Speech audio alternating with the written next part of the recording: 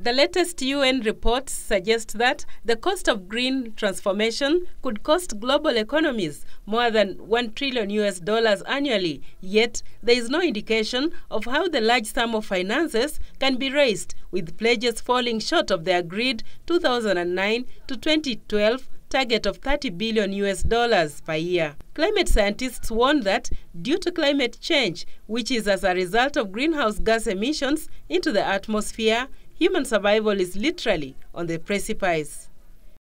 Yeah. Africa is a huge continent, so not all parts of Africa will be affected in the same way. In a meeting of the IPCC in Kampala, and this report focuses on the link between climate change and extreme events. So some of the message is that in countries which are already under water stress, and that's the case of many IGAD countries, the situation is likely to become more critical. And so if no deal comes out of South Africa, it simply means that the Kyoto Protocol or that law expires, no binding commitments thereafter. And it means that globally there is no reference point in terms of commitment to do business differently. The United Nations Framework Convention on Climate Change was conceived at the Earth Summit held in Rio de Janeiro in 1992, with the main objective being to stabilize greenhouse gas concentrations in the atmosphere.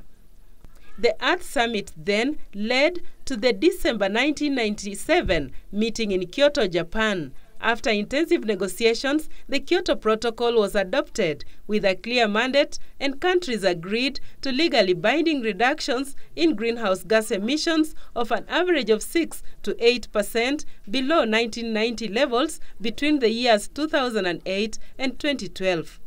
And to get the countries to support the need to deal decisively with the serious implications of the continued depletion of the ozone layer, thanks to the spewing of gases into the atmosphere. Kenya principally is arguing for extension of Kyoto. That is in line with the African Union position. And you know Kenya plays a critical role in the African Union group, which was recently admitted as a negotiating bloc. So they have a voice as a negotiating group. That same position is being advanced by the group of 77 and China. African leaders under the G77 pray that Durban should not become the graveyard of the Kyoto Protocol. But even with these efforts, reports from studies now show that the world could be losing the battle against climate change, with rising temperatures, increased frequency of extreme weather events, and increasingly worrying levels of greenhouse emissions.